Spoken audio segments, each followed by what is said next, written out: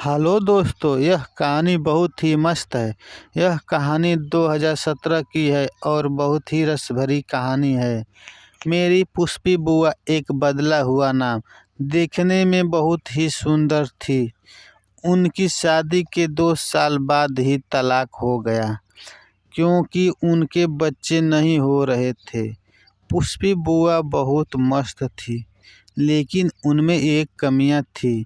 वह ज़्यादा बोलने वाली औरत थी, लेकिन वह बहुत सुंदर थी। मैं उनके घर में ही रहता था। वह मुझे बहुत प्यार करती थी। पुष्पी बुआ को तलाक के बाद सारी प्रॉपर्टी मिली थी। पुष्पी बुआ ने मुझे एक आईफोन खरीद कर दी थी। मैं सोने से पहले उसमें मूवी देखा करता था। मुझे मूवी देखने का बड़ा ही शौक था।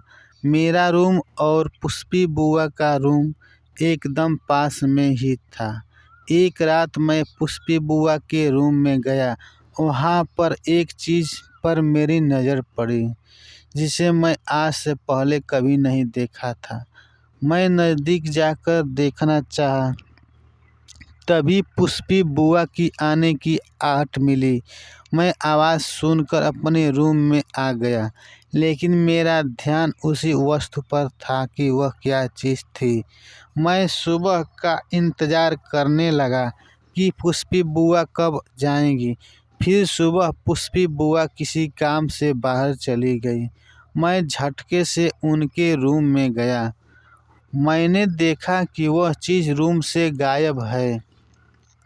अगले दिन मैंने देखा कि पुष्पी बुआ मुझे ही देख रही थी और वह बोली, इधर आओ। मैं तो डर ही गया। फिर उसके पास गया। मुस्कुराते हुए मुझे अपने हाथों से अपने पास में बैठाया और फिर वह नहाने के लिए चली गई। नहाने के बाद रेडी होकर आई और 2 जगह नाश्ता लगाया। मैंने और पुष्पी बुआ एक साथ खाना खाया। फिर खाना खाकर वो किसी काम से बाहर चली गई। अगले दिन रात का समय था। मैं अपने रूम में था। पुष्पी बुआ मेरे रूम में आई और मेरे पास आकर बैठ गई और बोली, तुम तो जानते हो कि मेरे तलाक को 2 साल बीत गए हैं और मेरी ज़िंदगी ऐसे कब तक कटेगी। मैंने कहा, घबराइए नहीं, मैं हूँ ना। मैं अंदर ही अंदर बहुत खुश हो रहा था और मैंने कहा कि पुष्पी बुआ, आपको शादी कर लेना चाहिए। अकेले ज़िंदगी कटने वाली नहीं है। उन्होंने कहा, तुम मेरी मदद करोगे? मैंने कहा, हाँ बुआ, मैं आपकी फीलिंग समझ रहा हूँ। मैं आपकी मदद करूँगा।